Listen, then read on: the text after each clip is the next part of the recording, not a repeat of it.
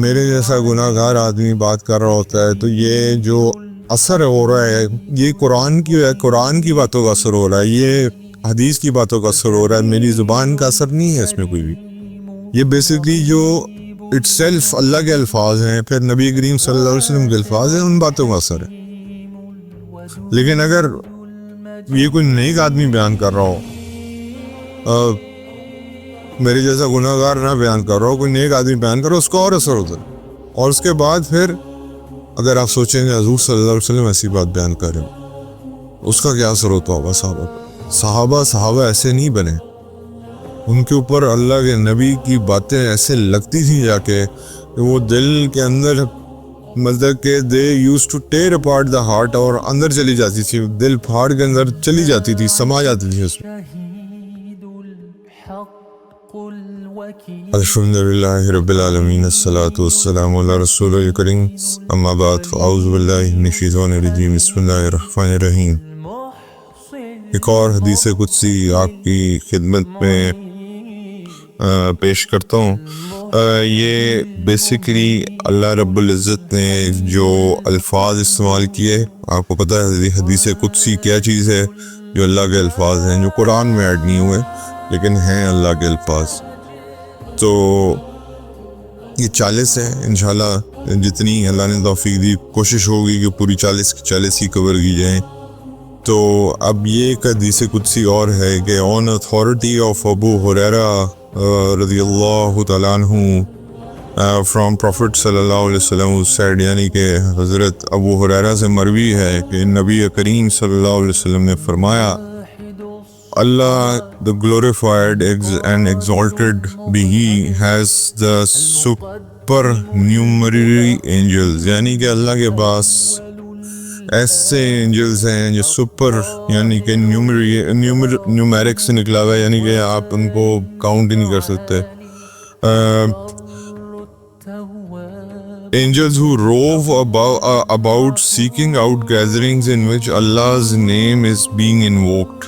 They sit with them and fold their wings around each other. اب یہاں پہ اللہ فرماتے ہیں کہ جو میرے بے تحاشا فرشتے ہیں وہ پوری دنیا میں چکر لگاتے ہیں. They roam around اور ڈھونڈتے ہیں کہ اللہ کا نام کہاں لیا جا رہا ہے، اللہ کا ذکر کس جگہ پہ ہو رہا ہے. اور جس جگہ پہ اللہ کا ذکر ہو رہا ہوتا ہے تو وہ کیا کرتے ہیں کہ وہ اپنے اس جگہ پہ آ کے بیٹھ جاتے ہیں اور اپنے پر اس مجلس کے اوپر پھیلا دیتے ہیں. یعنی کہ وہ مجلس جس میں اللہ کا ذکر ہو وہ اتنی بابرکت ہو جاتی ہے کہ اس کے اندر جو ملائکہ ہیں یا جو فرشتے ہیں وہ اپنے پر اس کے اوپر پھیلا دیتے ہیں جہاں بھی اللہ رب العزت کی بات ہو رہی ہے. اس کے بعد filling that which is between them and between the lowest heaven، یعنی کہ اور اتنا زیادہ یہ اینجلز وہاں پہ جمع ہونا شروع ہو جاتے ہیں کہ جہاں پہ مجلس لگی ہوئی ہے وہاں سے لے کے جو سب سے لوئسٹ ہیون ہے، یعنی کہ آسمان تک، پہلا آسمان جو ہے وہاں تک ان کی تعداد بڑھ جاتی ہے. اب یہاں پہ لیٹ سے جیسے اب اللہ کا ذکر ہو رہا ہے تو فرشتوں نے اس جگہ کو ڈھانپ لیا ہے اور they will keep on gathering up till they go up till the first sky، یعنی کہ آسمان تک پہنچ جائیں گے. تو یہ ایسی بابرکت محافل جو ہوتی ہیں جس میں صرف اللہ کی ذات کی بات کی جائے اور اللہ کی بڑائی بیان کی جائے، اللہ تعالیٰ کے بارے میں بتایا جائے کہ اللہ کی ذات کیا ہے، اللہ تعالیٰ کیسے اپنے بندوں کو پروٹیکٹ کرتا ہے، اللہ کیسے اپنے بندوں سے محبت کرتا ہے، اللہ کی ذات جو ہے وہ کتنی رحیم ہے، کتنی کریم ہے، کتنی الحی ہے، کتنی قیوم ہے، کتنی رہنے والی ہے، ہمیشہ رہنے والی ہے، سب کچھ اسی کا بنایا ہوا ہے، سب کچھ، یہ ساری باتیں یہ سب اللہ کی شان ہے. کلمیں ٹوٹ جائیں گی، سیاہیاں ختم ہو جائیں گی، لیکن اللہ کی شان ختم نہیں ہو سکتی. دس از دا رائٹنگ آن دا وال، سمپل بات ہے. اس کے بعد when the people in the gathering, اب اس گیدرنگ میں جو لوگ بیٹھے ہوئے ہیں یعنی کہ جو بھی لوگ ہیں جو اس مجلس کا حصہ ہیں، ڈپارٹ، جب وہ چلے جاتے ہیں اٹھ کے وہاں سے تو اینجلز اسینڈ، اینجلز اوپر کی طرف جاتے ہیں، یعنی کہ اللہ کی طرف اسینڈ کر دیں. and rise up to the heaven. He, the Prophet sallallahu alaihi wasallam said, then Allah Almighty, the Sublime be He, asked them, though He is most knowing about them, from where have you come? اللہ رب العزت پھر ان سے جب یہ اوپر چلے جاتے ہیں، حالانکہ اللہ کو پتہ ہے کہ یہ کہاں سے ہو گئے ہیں. اللہ تعالیٰ وہ جیسے حضور نے فرمایا اللہ از آل نوئنگ، اللہ کو پتہ ہے کہ کدھر سے ہو گئے ہیں، لیکن اللہ پھر بھی ان سے جان کے بات پوچھتے ہیں کہاں سے ہو گئے ہو، from where have you come from, کہاں سے ہو گئے ہو. تو آگے سے وہ کہتے ہیں and they say we have come from some servants of yours on earth, ہم آئے ہیں کچھ آپ کے جو غلام ہیں، جو آپ کے بندے ہیں، جو آپ نے بنائے ہیں، ان کے پاس سے اٹھ کے آئے ہیں. they were glorifying you، وہ آپ کو گلوریفائی کر رہے تھے، سبحان اللہ کہہ رہے تھے آپ کے بارے میں. exalting you، اللہ اکبر کہہ رہے تھے آپ کے بارے میں. witnessing that there is no God، لا الہ الا اللہ، یعنی کہ کوئی نہیں سوائے اللہ کے. اور اس کے بعد پریزنگ یو، الحمدللہ، آپ کی تعریف بیان کر رہے تھے، آپ کو شکر ادا کر رہے تھے، الحمدللہ کہہ رہے تھے. اب آپ یہ دیکھیں، یہ وہ ذکر ہے، سبحان اللہ بھی اس میں موجود ہے، الحمدللہ بھی موجود ہے، لا الہ الا اللہ بھی موجود ہے، اور اللہ اکبر بھی موجود ہے. تیسرے کلمے میں یہ سارے گھٹے ہیں، سبحان اللہ والحمد للہ ولا الہ الا اللہ واللہ اکبر، لا حول ولا قوۃ الا باللہ.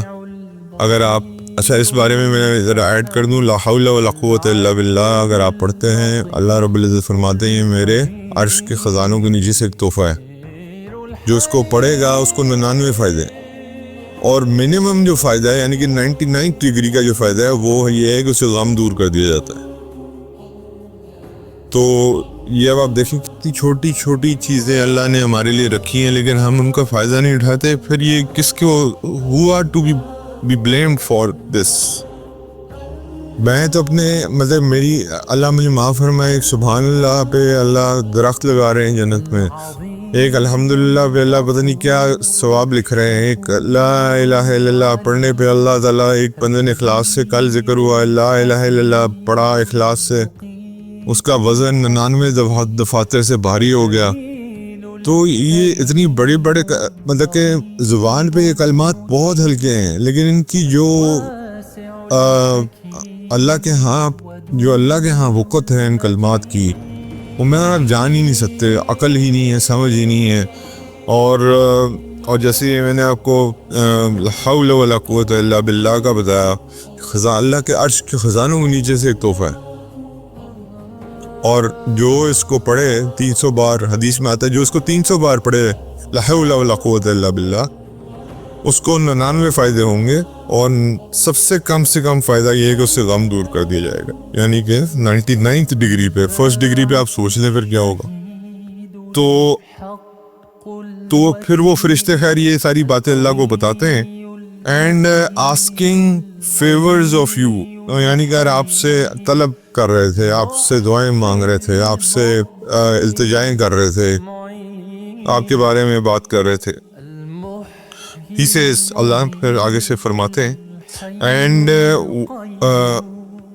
and what do they ask of me، میرے بارے میں مجھ سے کیا مانگ رہے تھے، مجھ سے کیا پوچھ رہے تھے. حالانکہ اللہ کو پتہ ہے، اللہ تو مومن کے یا مسلمان کے یا چلے ایک عام آدمی کے دل میں جو خیال پیدا ہوتا ہے اس کو بھی جانتا ہے، یا جو دل میں خیال پیدا ہونا ہے اس کو بھی جانتا ہے.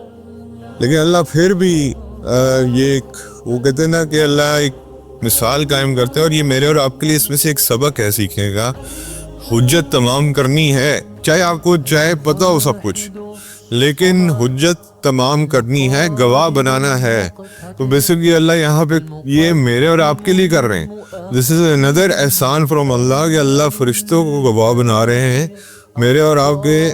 اگر میں اور آپ نیک عمل کر رہے ہیں یا کوئی بھی اور لوگ بیٹھ کے مجلس میں نیک عمل کر رہے ہیں، ان کو اللہ فرشتوں کو ان پہ گواہ بنا رہے ہیں کہ کل کو یہ فرشتے گواہی دیں گے ان کے حق میں. یہ کتنا بڑا احسان ہے اللہ کی ذات کا. اور مطلب کہ اللہ تعالیٰ بہانے ڈھونڈتے ہیں, اللہ کی رحمت بہانے ڈھونڈتی ہے کہ مجھے موقع ملے میں اس کو معاف کروں, اس کو بخش دوں, اس کے اعمال جو ہیں وہ جو اس نے بدعمالیاں کی ہیں ان کو معاف کر دوں. تو یہ بھی ایک فیور ہے اللہ رب العزت کی. ہم اس کو اگر نہیں سمجھتے تو یہ ہماری کجی ہے, ہماری دماغ کی خرابی ہے, کوئی ہماری اپنے دماغ کے نٹ بولٹ سلے ہوئے ہیں. ورنہ اللہ رب العزت تو ہر جگہ, ہر وقت, ہر لمحے حاضر ہیں. کہتے ہیں بتاؤ کب چاہیے, کیا چاہیے, کس وقت چاہیے, مانگو. کل وہی والی بات, دو ہی سوال ہے نا کہ از اللہ listening to me, answer is yes. اور کیا اللہ کو پتہ ہے کہ میں مشکل میں ہوں, answer is yes. اللہ کو پتہ ہے, اللہ کو ہم سب سے زیادہ بہتر پتہ ہے. اب بتانے کی ضرورت نہیں ہے. جیسے اگر جو ایک اچھی ماں ہوتی ہے اس کو اپنے بچے کی تکلیف پتہ ہوتی ہے, تو اگر وہ نارمل بیہیو نہیں کر رہا تو وہ اس کو فوراً ماں کو اندازہ ہو جاتا ہے, یا اس کے دل میں کوئی بات آتی ہے, اللہ ڈالتے ہیں, کیونکہ اللہ تعالیٰ نے محبت ڈال دی ہے والدین کے دل میں بچوں کے لیے. اور اگر نہ ڈالی ہوتی تو پھر بچوں جو ہیں وہ پھر اس طرح گرو بھی نہ کر پاتے. اس طرح اللہ تعالیٰ نے ہمیں ایک ایسی کنڈیشن میں پیدا کیا کہ ہم اپنے لیے کوئی ہیلپ نہیں کر سکتے تھے, لیکن اللہ رب العزت نے ہمارے لیے والدین رکھے کہ وہ ان کو پیار دیں, محبت دیں, بڑا کریں. اسی طرح جب بچے کو کوئی تکلیف ہوتی ہے تو والدہ کو یا والد کو فوراً پتہ چل جاتا ہے اگر وہ انڈرسٹینڈنگ ہے تو. لیکن Allah is all understanding, Allah is always understanding. تو اللہ تعالیٰ کو تو کیا آپ کے خیال سے اللہ جب کہہ رہے ہیں کہ میں بے تحاشا پیار کرتا ہوں تم سے, یہ تمہاری ماں کا پیار کیا ہے, یہ تمہارے باپ کا پیار کیا ہے, یہ میرے پیار کے سامنے کچھ نہیں ہے. It doesn't stand any where. تو میں جو تمہاری ہر مشکل کے ساتھ تمہاری مشکل کو بھی جانتا ہوں, مجھے پتہ ہے کہ یہ مشکل میں نے اگر تم پہ آئی ہے تو میں نے اس سے تمہیں نکالنا کیسے. لیکن اللہ تعالیٰ بیسکلی مجھے اور آپ کو ٹرین کرنا چاہ رہے ہیں فار سم بیٹر ریزنز. خیر آگے چلتے ہیں. اس کے بعد اللہ فرشتوں سے پوچھتے ہیں کہ وہ مجھ سے کیا چاہتے ہیں. وہ فرشتے آگے سے جواب دیتے ہیں, they ask of you your paradise, یعنی کہ وہ آپ سے جنت کی طلب کر رہے ہیں. He says, and have they seen my paradise? اللہ آگے سے فرماتے ہیں کہ کیا انہوں نے میری جنت دیکھی ہے. جیسے نو, یعنی کہ آگے سے فرشتے کہتے کہ نہیں, انہوں نے آپ کی جنت تو نہیں دیکھی. پھر اللہ رب العزت فرماتے ہیں and how would it be were they have seen my paradise, اگر انہوں نے میری پیراڈائز یعنی میری جنت دیکھی ہوتی تو پھر کیا ہوتا. یہ اللہ فرشتوں سے سوال کرتے ہیں. they say and they ask protection of you. He says, from what do they ask protection of me? یعنی کہ اور پھر وہ آگے سے کہتے ہیں کہ اللہ وہ آپ سے پناہ بھی مانگ رہے تھے, آپ کے عذاب سے پناہ مانگ رہے تھے. تو اللہ رب العزت کہتے ہیں کہ کون سے عذاب سے پناہ مانگ رہے تھے.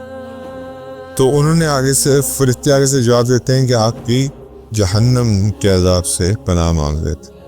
اللہ پھر فرماتے ہیں او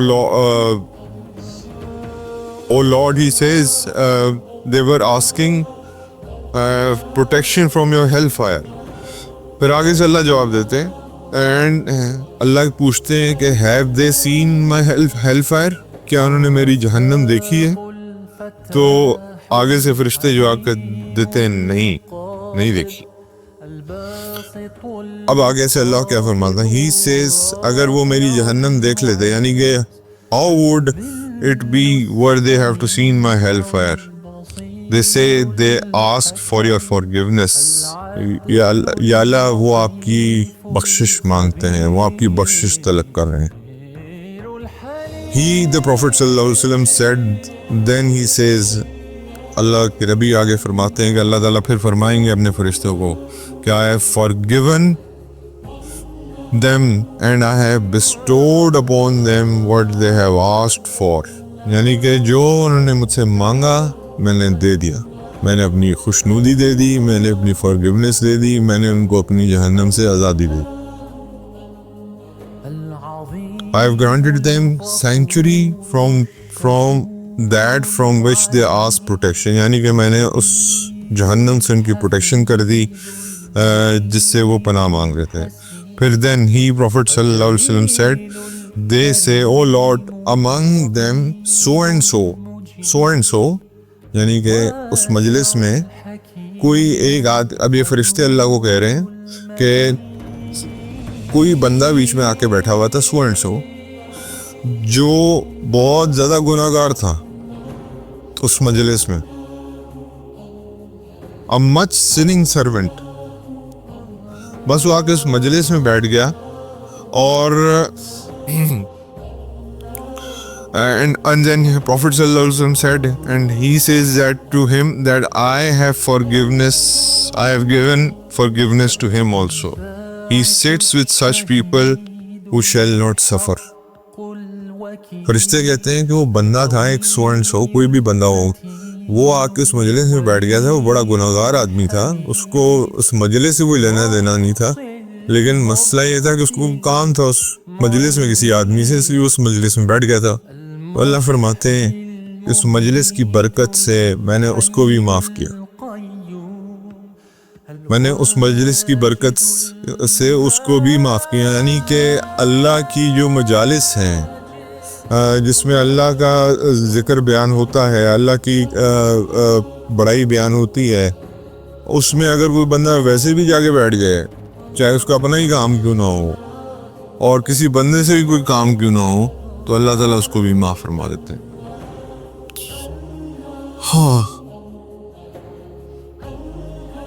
this is related by Muslim, also by Al-Bukhari, Al-Tirmidhi and Nasa'i. چاروں کتابوں میں یہ حدیث موجود ہے. بیسیکلی میں جسٹ ٹو سمرائز, یہ حدیث آپ نے بہت دفعہ پڑھی ہے, بہت دفعہ, اور لیکن یہ حدیث قدسی ہے. بیسیکلی یہ اللہ کا اپنا فرمان ہے کہ میرے فرشتے نازل ہوتے ہیں. کدھر نازل ہوتے ہیں؟ ان جگہوں پہ جہاں پہ اللہ کا نام دیا جاتا ہے, اور جہاں پہ اللہ کا نام لیا جا رہا ہوتا ہے وہاں پہ فرشتے اپنے پر پھیلا لیتے ہیں اس مجلس کے اوپر. سکینہ نازل ہوتی ہے, سکون نازل ہوتا ہے. آپ نے دیکھا کبھی آپ اللہ کی بات کر رہے ہو, آپ وہاں سے جب اٹھ کے جاتے ہیں you feel very light, very light, اور آپ کا ایمان کا لیول جو ہے وہ بڑھ جاتا ہے. اللہ مومن کی نشانی بتاتے ہیں سورہ مومنون میں اور جگہ بھی, کہ جب ان کے سامنے اللہ کی بات یا آیتیں تلاوت کی جاتی ہیں تو ان کے ایمان میں اضافہ ہوتا ہے. یہ مومن کی نشانی. تو بات یہ ہے کہ ابھی جب ہم اللہ کی بات سنتے ہیں, بیٹھتے ہیں, اللہ کی یاد دہانی ایک دوسرے کو کراتے ہیں, تو آپ اس کو ایکسپیریمنٹ کر کے دیکھ لیں. You will always when you get up from that place you will always feel very light. اب آپ خود اندازہ کریں کہ جب حضور صلی اللہ علیہ وسلم خود تعلیم فرما رہے ہوتے ہوں گے قرآن کی, اپنی احادیث کی صحابہ کو, تو صحابہ کا ایمان کا درجہ کیا ہوتا ہوگا. اب میرے جیسا گناہ گار آدمی بات کر رہا ہوتا ہے تو یہ جو اثر ہو رہا ہے یہ قرآن کی باتوں کا اثر ہو رہا ہے, یہ حدیث کی باتوں کا اثر ہو رہا ہے, میری زبان کا اثر نہیں ہے اس میں کوئی بھی. یہ بیسیکلی جو اٹ سیلف اللہ کے الفاظ ہیں, پھر نبی کریم صلی اللہ علیہ وسلم کے الفاظ ہیں, ان باتوں کا اثر ہے. لیکن اگر یہ کوئی نیک آدمی بیان کر رہا ہو, میرے جیسا گناہ گار نہ بیان کر رہا ہو, کوئی نیک آدمی بیان کر رہا ہو, اس کو اور اثر ہوتا ہے. اور اس کے بعد پھر اگر آپ سوچیں گے حضور صلی اللہ علیہ وسلم ایسی بات بیان کر رہے ہیں, اس کا کیا اثر ہوتا ہوگا صحابہ کو. صحابہ ایسے نہیں بنے, ان کے اوپر اللہ کے نبی کی باتیں ایسے لگتی تھیں جا کے کہ وہ دل کے اندر, مطلب کہ they use to tear apart the heart, اور اندر چلی جاتی تھی, دل پھاڑ کے اندر چلی جاتی تھی, سما جاتی تھی اس میں. کیونکہ نبی کریم صلی اللہ علیہ وسلم کی بات کا اثر ہی بہت. اور وہی پریشانی حضرت حنظلہ اور رضی اللہ تعالیٰ عنہ کو اور حضرت سیدنا صدیق اکبر کو لگی ہوئی ہے کہ جب ہم پہلے حضرت حنظلہ کو لگی کہ جب ہم حضور کی مجلس میں ہوتے ہیں تو ہمارا ایمان کا لیول کچھ اور ہوتا ہے، اور پھر جب ہم وہاں سے اٹھتے ہیں تو وہاں ہم گھر آتے ہیں، پھر بیوی بچوں میں مشغول، ایمان کا لیول پھر نیچے چلا جاتا ہے، تو ہم تو منافق ہو گئے۔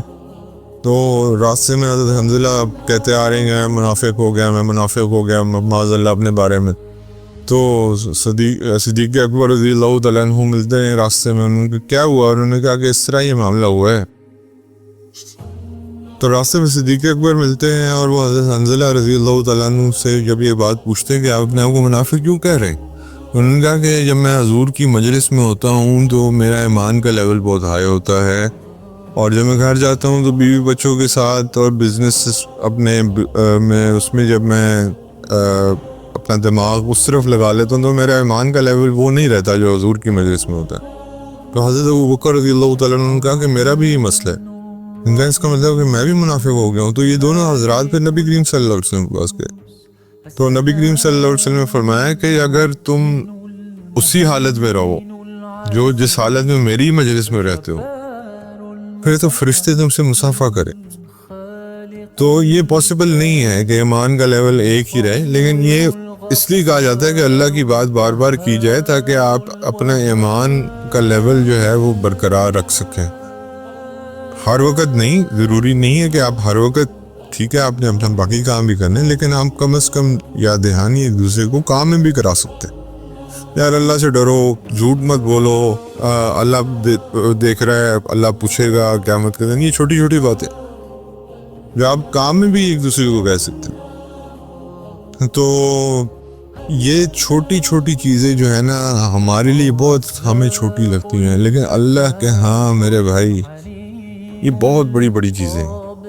یہ جتنے الفاظ جیسے اللہ اکبر ہے، سبحان اللہ ہے، الحمدللہ ہے، لا الہ الا اللہ ہے، لا حول ولا قوت الا باللہ ہے، یہ زبان پہ کتنے ہلکے ہیں، لیکن اللہ کے ہاں کی بڑی وقت ہے۔ اور خیر میں آپ کو وہی بات بتا رہا تھا کہ جب یہ فرشتے جس مجلس میں آ کے اپنے پر پھیلا لیتے ہیں، اور پھر یہ فرشتے سپر نیومیرک نمبر ہے ان کا، سپر نیومیرک کا لفظ استعمال ہوا ہے اس حدیث کے اندر، یعنی کہ اتنے نمبرز ہو جاتے ہیں ان کے کہ they cannot be counted، اور وہ پھر اس جمع ہوتے ہوتے ہوتے ہوتے کہاں تک پہنچ جاتے ہیں، آسمان تک پہنچ جاتے ہیں، اور آسمان تک جب پہنچ جاتے ہیں اس کے بعد جب وہ مجلس برخاست ہوتی ہے تو پھر وہ اللہ کے پاس جاتے ہیں، اور اللہ پوچھتے ہیں ان سے، اللہ کو پتہ ہے وہ کہاں سے آئے ہیں، تو اللہ پوچھتے ہیں کہاں سے آئے ہو، تو ان کا یا اللہ آپ کے کچھ بندے ہیں آپ کی بات چیت کر رہے تھے، ان کے پاس سے وہ کیا ہیں، اچھا کیا بات کر رہے تھے، یا اللہ وہ آپ کی جنت کا سوال کر رہے تھے، اللہ پوچھتے ہیں اچھا جنت دیکھی انہوں نے میری، نہیں، اگر وہ دیکھ لیتے تو کیا کرتے، یا اللہ اور مانگتے، پھر تو اور طلب سے مانگتے نا، ظاہری بات اگر کوئی جنت دیکھ لے تو اس کو تو پھر وہ پاگلوں کی طرح مانگے گا اس کو۔ تو اچھا اور کیا کہہ رہے تھے، اور یہ کہہ رہے تھے کہ اللہ ہمیں اپنی جہنم سے محفوظ رکھ، کیا انہوں نے میری جہنم دیکھی ہے، نہیں، اچھا جہنم دیکھ لے تو کیا کرتے، یا اللہ وہ تو پاگلوں کی طرح پناہ مانگتے ہیں آپ کی جہنم سے۔ تو اچھا اور کیا کہہ رہے تھے یا اللہ آپ کی فارگیونیس مانگ رہے تھے، اچھا مجھے دیکھا انہوں نے، نہیں، صرف ایک کتاب ہے ان کے پاس، نہ انہوں نے آپ کو دیکھا نہ آپ کے رسول کو دیکھا، اچھا تو جاؤ پھر آپ گواہ رہنا کہ میں نے ان سب کو معاف کیا۔ یا اللہ اس میں ایک ایسا بندہ بھی تھا جس کا کوئی کام نہیں تھا اس مجلس سے، ایسی گزر رہا تھا اور گناہ گار تھا شدید ترین، اس کو کوئی کام تھا اس مجلس کے اندر کسی بندے کے ساتھ، تو وہ ادھر آگے بیٹھ گیا، اللہ نے کہا اس مجلس کی برکت اتنی ہے کہ اس سے میں نے اس کی وجہ سے اس بندے کو بھی معاف کیا۔ یہ اللہ کی ذات ہے، اللہ کی رحمت اتنی بھاری ہے، اتنی بھاری ہے، اتنی بھاری ہے کہ آپ اندازہ کر لیں اگر رحمت کے 100 حصے کیے جائیں نا تو 99 اللہ نے اپنے پاس رکھے اور ایک دنیا میں نازل کیا ہے، اور اس ایک میں رحمت للعالمین صلی اللہ علیہ وسلم بھی شامل ہے۔ تو آپ اللہ کی رحمت دیکھیں کتنی بڑی ہوگی، اور اس رحمت میں پھر ماں باپ کا پیار بھی شامل ہے، آپس میں دوستوں کا بھی پیار شامل ہے، آپس میں دوستوں کا پیار بھی شامل ہے، اس کے بعد آپس میں بہن بھائیوں کا پیار بھی شامل ہے، یہ سب اس رحمت میں ہی آ رہا ہے۔ تو اللہ سے دعا ہے اللہ تعالی ہمیں اللہ کی جو محبت ہے جو وہ ہم سے کرتا ہے، یہ اصل میں ہمیں اسے پاگلوں کی طرح کرنی چاہیے۔ اس کو ضرورت نہیں ہے ہم سے محبت کرنے کی، لیکن یہ اس محبت کی ضرورت ہمیں ہے اسے کرنے کی، کیونکہ نقصان اور فائدہ میرا ہونا ہے، اللہ کی ذات کا کوئی نقصان اور فائدہ نہیں۔ وہ تو وہ ٹائم کا بھی باؤنڈ نہیں ہے، وہ تو کسی چیز کا باؤنڈ ہی نہیں ہے۔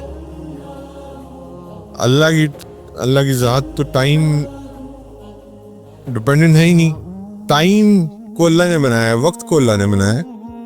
اور اللہ ایک جگہ یہ گلہ بھی کرتے ہیں، جیسے کل میں نے ایک شکوے کی حدیث آپ کے سامنے رکھی تھی، اللہ یہ گلہ بھی کرتے ہیں کہ ابن آدم زمانے کو گالی دیتا ہے، حالانکہ زمانہ بنانے والا میں ہوں۔ اللہ فرماتے ہیں زمانہ بنانے والا میں ہوں اور ابن آدم اس کو گالی دیتا ہے، تو انڈائریکٹلی معاذ اللہ وہ گالی کس کو دے رہا ہے؟ تو اسی طرح کسی کا عیوب آپ دیکھتے ہیں، یعنی کسی کوئی آپ دیکھتے ہیں کہ کسی میں کوئی عیب ہے، کوئی کمی ہے، کوئی ہر انسان میں ہوتی ہے۔ there is no one perfect except prophets، کوئی بھی پرفیکٹ نہیں، تو اس کے عیوب بیان مت کریں۔ اللہ نے اس کو جیسا بنایا، اللہ کی مرضی ہے، تو آپ اگر اس کے عیب بیان کر رہے ہیں، اس کا مطلب ہے آپ اللہ تعالیٰ کی بنائی ہوئی چیز کو چیلنج کر رہے ہیں۔ یہ اللہ کی مرضی ہے، کل کو مجھے اللہ خدا نخواستہ لولا لنگڑا کر دے، خدا نخواستہ میری بنائی لے لے، خدا نخواستہ ہاتھ پاؤں چلنا خدا نخواستہ بند ہو جائیں، تو کیا کر لوں گا میں؟ حکم تو اللہ کا ہی ہے نا، امر اللہ ہے، یعنی کہ ہر چیز امر اللہ کا امر ہے۔ تو اس لیے زیادہ سے زیادہ اللہ کا ذکر، اور اللہ کا ذکر یہ تسبیحات تو ہیں ہی ہیں، ایک دوسرے کو یاد دہانی کرانا بھی اللہ کا ذکر ہے، اللہ کی بات کرنا، اللہ کی بڑائی بیان کرنا، برائی سے روکنا، اچھائی کا حکم دینا، یہ سب اللہ کے ذکر میں آتا ہے۔ اور سب سے بڑی جو اللہ کے ذکر کی فائدہ ہے نا، you don't need to have any وضو، یہ ایک ایسا آسان ترین عمل ہے کہ آپ کو وضو کی ضرورت بھی نہیں، آپ بستر میں بیٹھ کے کر سکتے ہیں، آپ دفتر میں بیٹھ کے کر سکتے ہیں، آپ کہیں بھی بیٹھ کے کر سکتے ہیں۔ اور ایک حدیث کا مفہوم مجھے یاد آ رہا ہے، وہ میں آپ کو سناتا جاؤں کہ جو نرم نرم بستروں میں بیٹھ کے اللہ کا ذکر کرتے ہیں نا، کئی دفعہ ان کو مجاہدین کا ثواب مل جاتا۔ تو اللہ کا ذکر اتنی بڑی چیز ہے، اللہ تعالیٰ ہمیں اس سے اپنے ناموں سے استفادہ حاصل کرنے کی توفیق عطا فرمائے۔ اس سے کسی کو فائدہ نہیں ہے، میری ذات کو اپنی کو فائدہ ہے، میری اپنی ذات اللہ کے ہاں ہائی لائٹ ہوگی۔ دیکھو یا جنریکلی ابھی آپ دیکھو دنیا میں کیا ہوتا ہے، کسی کوئی بڑے عہدے دار کو امپریس کرنے کے لیے بار بار کریڈٹ لیا جاتا ہے کہ یار یہ میں نظروں میں آ جاؤں۔ کیا میں اللہ کی نظروں میں نہیں آنا چاہتا؟ کیا میں اس رب کی نظر میں نہیں آنا چاہتا جس نے مجھے بنایا ہے؟ ادھر دنیاوی عہدے داروں کے پیچھے ہم نظروں میں آنا چاہتے ہیں کہ نظر آ رہا ہے نا کہ یہ یہاں سے فائدہ ہو رہا ہے، تو جو فائدہ وہاں ملنے والا ہے کیا میں اس کی نظر میں نہیں آنا چاہتا؟ کیا میں نہیں چاہتا کہ میں اللہ کے ہاں مقبول ہوں؟ اس دنیا میں چاہے بے نام و نشان ہوں، ان پاپولر ہوں، ہاں میری پاپولیرٹی اللہ کے ہاں ہوں، اللہ میرا ذکر اپنے فرشتوں میں کرے، یہ ہے اصل کامیابی۔ اور اس حدیث کا اخذ اور متن اور اصل اس کے اندر سے جو چیز نکلتی ہے وہ یہی ہے کہ be popular in the skies, اور اللہ فرماتے ہیں کہ جو میرا محبوب بن جاتا ہے نا، وہ دنیا کا محبوب آٹومیٹکلی بن جاتا ہے، کیونکہ میں لوگوں کو دلوں میں اس کی محبت ڈال دیتا ہوں، لوگ بھی اسے محبت کرتے ہیں۔ اور حضور صلی اللہ علیہ وسلم ایک بڑی پرائم ایگزامپل ہے کہ اللہ کے محبوب ہیں, دنیا سے گئے ہوئے ان کو 1500 سال ہو گئے, لیکن آج بھی کیسے لوگ ان کے بارے میں بات کرتے ہیں. وَرَفَعْنَا لَكَ ذِكْرَكَ, ابراہیم علیہ السلام نے اللہ سے دعا کی تھی, یا اللہ میرا ذکر خیر لوگوں میں قائم رکھیے گا, مانگا تھا اللہ سے, لیکن حضور صلی اللہ علیہ وسلم کو اللہ نے خود ہی دے دیا. وَرَفَعْنَا لَكَ ذِكْرَكَ, آپ کا ذکر ہمیشہ کے لیے بلند ہو گیا. تو جس میں اللہ سے محبت تھی, اللہ نے پھر اس کو ہمیشہ کے لیے دنیا میں بھی پاپولیرٹی دے دی, اور جو ہے وہ اللہ کے ہاں اصل پاپولیرٹی تو اللہ کے ہاں ہے.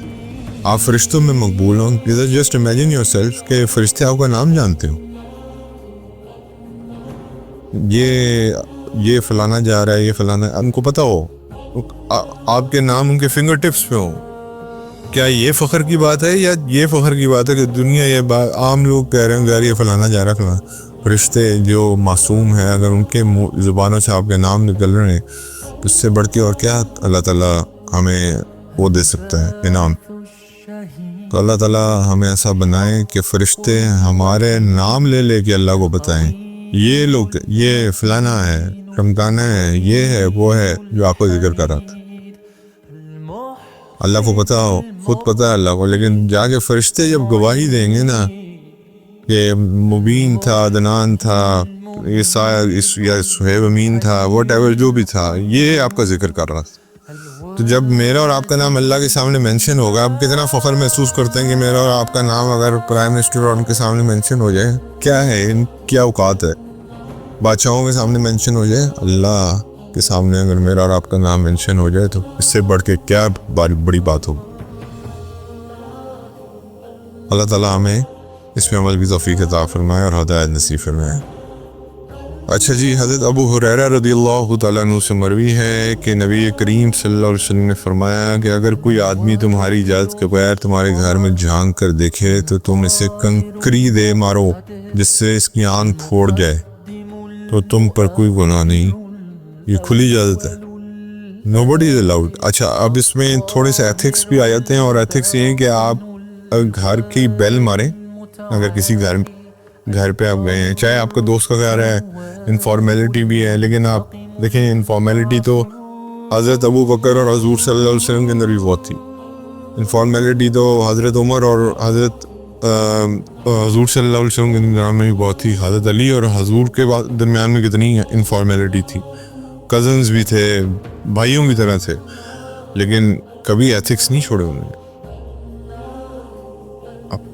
جو حضور نے تعلیمات دی ہیں اسی پہ عمل کرنا میرا اور آپ کے لیے فائدہ مند ہے. تو اس کا یہ حل ہے کہ آپ بیل ماریں اور گھر سے تھوڑا سا سائڈ پہ بھی کھڑے ہوں, تاکہ اگر آگے سے کوئی غیر محرم خاتون آتی بھی ہیں, جو نیور نو کون آتا ہے آگے سے, تو آپ کی نظر نہ پڑے, ان کی نظر آپ پہ نہ پڑے, آواز سے بات کریں. یہ ایک بیسک ایتھکس کی بات ہے. حضرت ابو ہریرہ رضی اللہ تعالیٰ عنہ سے مروی ہے کہ نبی کریم صلی اللہ علیہ وسلم نے فرمایا کوئی شہری کسی دیہاتی کا سامان تجارت فروخت نہ کرے. ہمارا حساب کتنا الٹا ہے, وہ بیچارہ دیہاتی ساری عمر جو ہے نا وہ فصلیں اگا کے آڑتیوں کو بیچتا ہے شہروں میں, اور وہ آرام سے اپنا کمیشن رکھ کے آگے بیچ دیتے. اب حق تو اسی کا ہے جس نے محنت کی, لیکن انفارچونیٹلی ہمارے یہاں سسٹمز ایسے بن چکے ہیں, تبھی بے برکتی ہے. پاکستان آج سے 25 سال پہلے ایک زرعی ملک تھا, مطلب کہ زراعت, agriculture was one of the most strongest pillar of our economy, اور آج آپ دیکھیں کیا حالت. حضرت ابو ہریرہ رضی اللہ تعالیٰ عنہ سے مرفوع مروی ہے کہ اگر تم میں سے کسی کو کھانے کی دعوت دی جائے اور وہ روزے سے ہو تو اسے کہہ دینا چاہیے کہ میں روزے سے ہوں. یعنی کہ کئی لوگ اگر کسی نے روزہ رکھا ہو تو وہ اوائڈ بھی کرتے ہیں کہ نہ بتاؤں میں, لیکن وہ بتا دے تو اس میں کوئی حرج نہیں. حضرت ابو ہریرہ رضی اللہ تعالیٰ عنہ سے مرفوع مروی ہے کہ نبی کریم صلی اللہ علیہ وسلم نے فرمایا میرے ورثہ دینار اور درہم کی تقسیم نہیں کریں گے میں نے اپنی بیویوں کے نفقے اور اپنے عامل کی تنخواہوں کے علاوہ جو کچھ چھوڑا ہے وہ سب صدقہ ہے۔ حضرت ابو ہریرہ نبیوں کی وراثت نہیں ہوتی، اس بات سے یہ کلیئر ہو جاتا ہے۔ حضرت ابو ہریرہ رضی اللہ تعالیٰ عنہ مرفوعاً مروی ہے کہ یاد رکھو جو آدمی کسی گھر والوں کو ایسی اونٹنی بطور ہدیہ کے دیتا ہے جو صبح برتن بھر کے دودھ دے اور شام کو بھی برتن بھر دے، اس کا ثواب بہت عظیم ہے۔ حضرت ابو ہریرہ رضی اللہ تعالیٰ عنہ سے مرفوعاً مروی ہے کہ اللہ تعالیٰ فرماتے ہیں کہ اے ابن آدم خرچ کر، میں تجھ پر خرچ کروں گا، اور فرمایا اللہ کا داہنا ہاتھ بھرا ہوا ہے، خوب سخاوت کرنے والا ہے، اسے کسی چیز کی کمی نہیں آتی اور وہ رات دن خرچ کرتا رہتا۔ حضرت ابو ہریرہ رضی اللہ تعالیٰ عنہ سے مروی ہے کہ بدترین کھانا اس ولیمے کا کھانا ہے جس میں مالداروں کو بلایا جائے، غریبوں کو چھوڑ دیا جائے، اور جو شخص دعوت ملنے کے باوجود نہ آئے تو اس نے اللہ اور اس کے رسول کی نافرمانی کی۔ حضرت ابو ہریرہ رضی اللہ تعالیٰ عنہ سے مروی ہے کہ نبی کریم صلی اللہ علیہ وسلم نے فرمایا یہود و نصارہ اپنے بالوں کو مہندی وغیرہ سے نہیں رنگتے، سو تم ان کی مخالفت کرو، یعنی کہ مہندی کا استعمال کرو۔ حضرت ابو ہریرہ رضی اللہ تعالیٰ عنہ سے مروی ہے کہ نبی کریم صلی اللہ علیہ وسلم کو یہ فرماتے ہوئے سنا کہ جنازے کو لے جانے میں جلدی سے کام لیا کرو، کیونکہ اگر میت نیک ہو تو تم اسے خیر کی طرف لے جا رہے ہو، اور اگر میت گناہگار ہے تو وہ ایک شر ہے جسے تم اپنے کندھوں پر سے اتار رہے ہو۔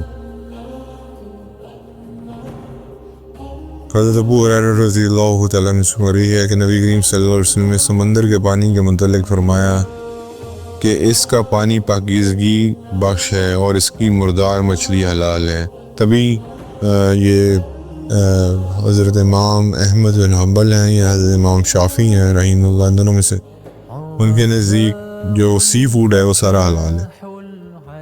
وہ کیونکہ اسی حدیث کا حوالہ وہ لیتے ہیں کہ سمندر پاک ہے، ان کے اندر جو چیز اگر مر بھی جائے تو وہ بھی پاک ہے۔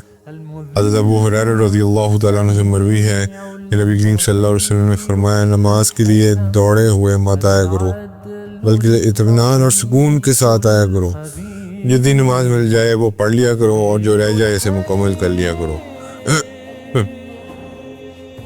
حضرت ابو ہریرہ رضی اللہ تعالیٰ عنہ سے مروی ہے کہ نبی کریم صلی اللہ علیہ وسلم نے فرمایا قیامت اس وقت تک قائم نہ ہوگی جب تک ایسا نہ ہو جائے ایک آدمی دوسرے کی قبر پر سے گزرے گا اور کہے گا کہ کاش میں تیری جگہ ہوتا۔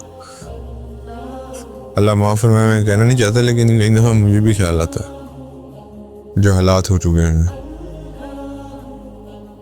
تو اب تو جب انسان خود یہ چیز فیس کرتا ہے نا تو یہ آپ کو لگتا ہے کہ